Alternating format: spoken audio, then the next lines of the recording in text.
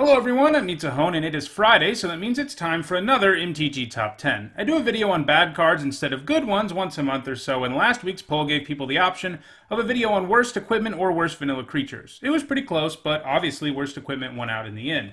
Equipment are a relatively new subtype in Magic, only being introduced in Mirrodin block back in 2003. Since then, a total of 235 equipment have been printed. Several months ago, I did a video on the best equipment of all time. And in this video, we're going to talk about equipment you should basically never be sleeving up, no matter what the format is.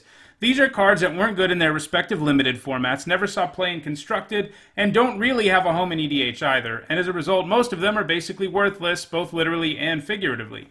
Equipment decks are a common strategy in EDH, as there are a few commanders out there who give you payoffs for playing equipment, and the more equipment you pile onto your commander, the more damage you can do, and the quicker you can win the game with commander damage. But while equipment is popular in EDH, not all of it is good, and this list is a testament to that. The ranking of the cards on this list are based on my own evaluations of the cards, combined with how little play the card is seen across all possible formats in Magic. Now, let's get started. At number 10, I have Skyblinder's Staff. Honestly, I would have put this higher up on this list, but for some reason I can't comprehend almost 300 decks are running this on EDH Rec. All equipment-loving commanders like Sram and Kemba, but seriously, why? You have choices between all the equipment in the game. Why would anyone run this? While it only costs 1 mana, an equip cost of 3 completely derails this card. It is just so inefficient for a mediocre stats boost and the ability to make flyers unable to block your creature. There just aren't enough flyers around for that line of text to be relevant. If you're running this in your Sram deck, there is a lot of equipment that is better. At number 9, I have Peregrine Mask. Equipment that grants a bunch of keyword abilities, including an evasive one, is often pretty good in EDH, since some commanders can really capitalize in gaining those keyword abilities. But this one also gives Defender, basically negating the fact that it grants any abilities. Sure, you can make your big creature into an excellent blocker, and it can do some funny things with Audric maybe, but that isn't really where it is seeing play. People are playing it in Sram. And I get it costs 1 mana to draw you a card in that deck, but kind of like Skyblinder's Staff, you can do a lot better than this piece of junk that you will basically never want to equip to anything.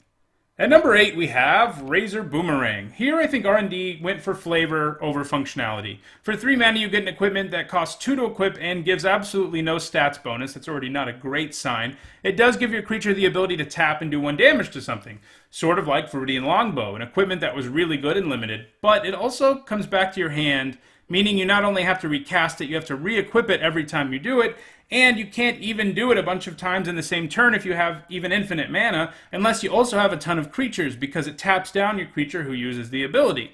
So you have to have a way to infinitely untap your creatures and make infinite mana. So obviously that's a ridiculous combo that you could be doing way better things with than playing this thing. This is another one that has found its way into Sram decks, and this one might make a little more sense there at least, since it is also a repeatable source of card draw in that deck.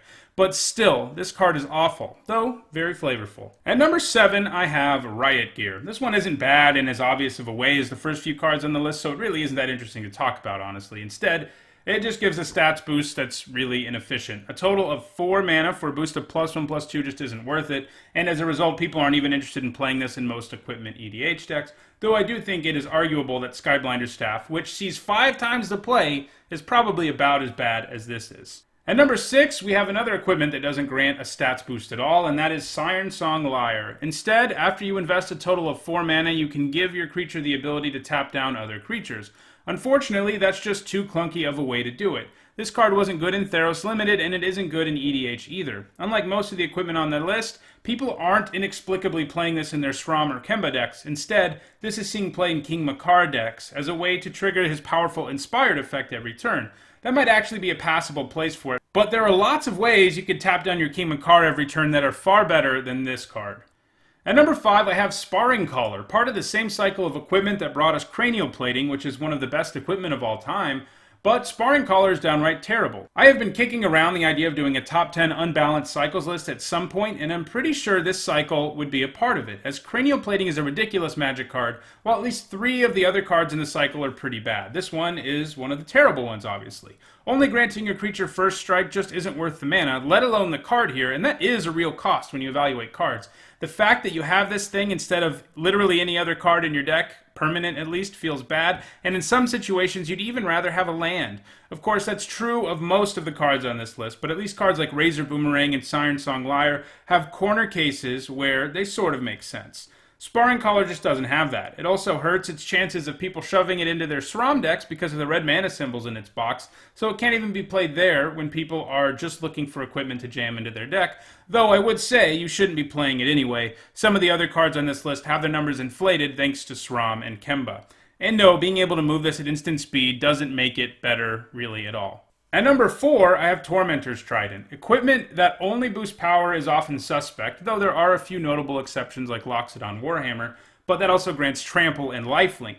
Equipment that boosts power and also forces your creature to attack, that's truly terrible, especially when you look at the total investment of 5 mana. Sure, you can move it around for 3, but that's not a bargain either. As a result of the mediocre stats boost and the downside that comes with it, the Trident sees very little play, even in EDH. At number 3, we have Grifters Blade. Like Razer Boomerang, it actually has a pretty cool design, but that doesn't make it good. It has flash, unlike most equipment, and it attaches itself immediately to one of your creatures, and you don't have to pay the equip cost that first time.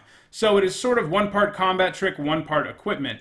Unfortunately, both parts are pretty bad. A 3-mana combat trick that gives a creature +1/+1 would be bad, as would a 3-mana equipment that gives a creature +1/+1 and equips for free.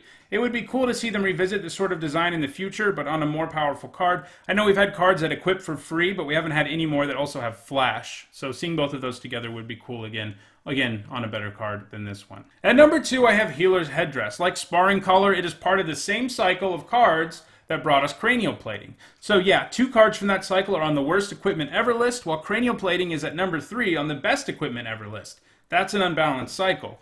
But anyway, the Headdress gives a toughness boost and a mediocre activated ability to your creature, and it possesses an activated ability, like all the cards in this cycle do, that allows it to be moved around at instant speed with colored mana.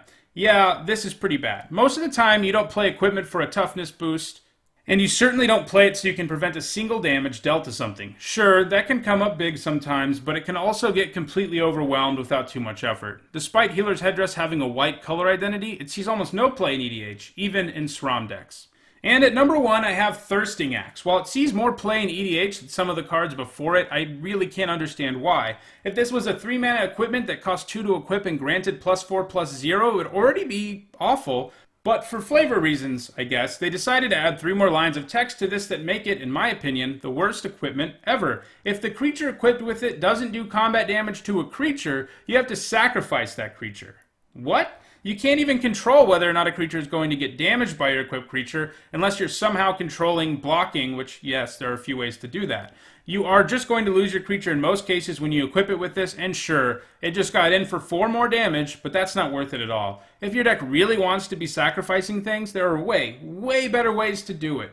The 34 decks that are running this on EDH Rec should be ashamed of themselves. Well, that does it for this week's MTG Top 10. If you enjoyed this video, don't forget to like it and share it so others can enjoy it too. If you want to make sure you catch future MTG Top 10s, don't forget to subscribe. And if you want to help make my channel even better, you can do so by contributing through my Patreon in the link in the description below. Thanks for watching.